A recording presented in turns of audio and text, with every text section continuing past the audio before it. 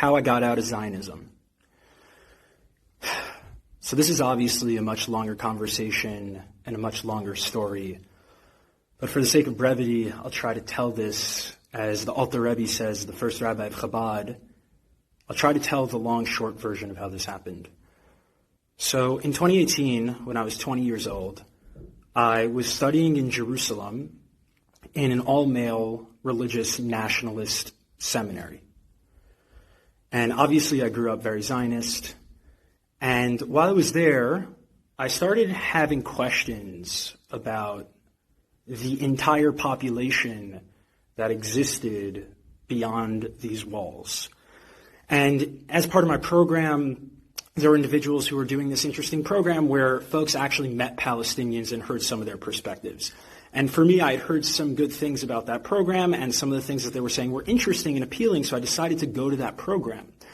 And I remember it was a Friday before Shabbos, and I was sitting there at 9 a.m. in Jerusalem, and a Palestinian man had come to speak to us. And he was describing how he had to get up at 4:30 a.m. to make it to Jerusalem at 9 a.m. Even though he lived in Ramallah, which is only like 7 miles away. So obviously my brain goes, well, that doesn't make any sense.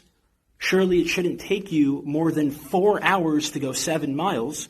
And then I listened how he proceeded to talk about the system of checkpoints, how he had to get on a separate bus, how he had to make the calculation of whether it made more sense for him to stay on the bus, knowing that if he's on the bus, he could be kicked off the bus at the checkpoint and go to the back of the line, or if it just made sense to just wait on the non-bus part of the checkpoint to get through to make sure that he got here in time, to speak to a bunch of Zionist Jews to try to convince them that Palestinians were human. So after the lecture, I went up to him, I was like, dude, this is fucked up. What is going on here? Why did no one tell me about this? And I was like, can you just I didn't even know what to, I was like, more, just more. Tell me more. He took out his ID card, and he's like, yeah, I actually have to head back now because if I'm not back by a certain time, my provisional travel status is going to get revoked and I won't be able to leave Ramallah again. And it doesn't matter if the checkpoints held me up. And the checkpoints could take 3 to 4 hours. So I need to head back now. I'm like, dude, it's 10:30 or 11 o'clock. He's like, I can't take any chances. I'm not risking this getting revoked. So I said to him, I was like, I need to know more. He said, well, why don't you come with me to Ramallah?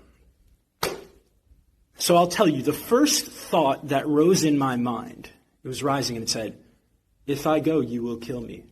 Because that was the way I was conditioned. Growing up, for me, Palestinians were terrorists. There was no possibility that a Palestinian was human, and certainly no possibility that Palestinian resistance had nothing to do with Jewish folks, but had to do with the fact that there were settlers kicking Palestinians off their land, upholding apartheid, ethnic cleansing, and genocide. So as that thought was rising, there was another voice in me, and I think this voice is a deep ancestral voice, and to this day I'm amazed at myself that I was able to challenge all of my conditioning with a second voice, a deeper voice, a deeper knowing. And that voice immediately said, well, you've been told your whole life that this person was going to kill you and that this person was a terrorist and he wasn't human. And he's standing right in front of you and he's the exact opposite of those things. In that moment, I didn't vocalize that thought and I called bullshit and I said, yeah, I'll come. I'll come. I need to see it for myself. Now, as a Zionist kid growing up, this was unheard of. The thought that I could go to a Palestinian town and come back in anything less than a body bag was absurd. But he said, you got to come in the next couple of days. So this was Friday. So I had Shabbos in Yerushalayim. And then Sunday is a work day in the Israeli settler colony. So I went to yeshiva. I went to Gemara in the morning. I think we were holding in Kedushin. And then during lunch, I took off my kippah, I put on a hat, and I went to Shar Shechem, which is Damascus Gate. The only place I wasn't allowed to go to when I was in yeshiva, for fear that Palestinians would kill me. And the second I stepped into Damascus Gate, I essentially, I don't want to say became Palestinian, that's ridiculous. I had tremendous privilege as a settler, but I got to taste, maybe instead of a drop in the ocean, I got to taste the mist surrounding one drop in the ocean of what it's like to be subject to a settler colonial regime. And I got on a Palestinian bus, and for me, I was like, well, this is interesting that it's a completely different busing system, but even more than that, it's like I all of a sudden was with the people who were supposed to kill me. And in fact, the very opposite happened, where when I was on a Palestinian bus, all of a sudden my sense of identity and belonging started to become Palestinian in terms of my sense of where my safety lies. And my sense of threat immediately became, holy shit, I'm on a Palestinian bus. I am being read as Palestinian in a fucking genocidal settler colony. I am about to go through an hour and a half of military checkpoints in knowing that this occupying army can do whatever they want to me, and the only protection I have is an American passport, which is way more than any Palestinian has, and I was still terrified. And I remember the process of just like this image of a Palestinian father being comforted by his daughter. This man's probably 65 years old. And just me just realizing in that moment, like, the deep humiliation that this person had to undergo. And he was someone privileged who was able to leave Ramallah to Jerusalem. And I remember just going through the Columbia checkpoint, IDF soldiers coming on, harassing us. And I remember going into the Columbia checkpoint and being on the inside of the wall and seeing the beautiful graffiti and seeing that there was a graffiti of someone, a kid with a slingshot. And my Jewish brain at the time said, wow, this is amazing. The Quran and the Torah are so similar. They also have an image of King David with a slingshot. And then after that, the bus kept going and the slingshot was pointed at an IDF soldier. And that's when it started to crumble for me, where I said, wait a second, who's who here? Who's David and who's Goliath? These are the same rocks that my ancestors used to resist oppression. And now these rocks of Palestine are being used by Palestinians to resist oppression too. And we have become our worst nightmare. I remember sitting in a bar in Ramallah. Sorry, the Israeli security apparatus, I don't remember who it was. But if you could find him for me, that'd be lovely, because I dearly miss him and he changed my life. I remember sitting in a bar in Ramallah. And this person just explaining to me, this beautiful Palestinian human just explaining to me, being so patient with me, speaking to a Zionist settler, speaking to me and just saying, like, dude, like, most people here have never seen Jerusalem. I'm like, what are you talking about? It's literally right there. It's like you have to be a male and 65 or older, or women 55 or older, or you need to have someone sponsor you for a work permit, but the only way they can sponsor you, there has to be an Israeli, and how the fuck is an Israeli going to sponsor you if they don't even know you exist because you're behind the wall? Again, maybe the regulations have changed. This was my experience 5 years ago. It's probably gotten worse.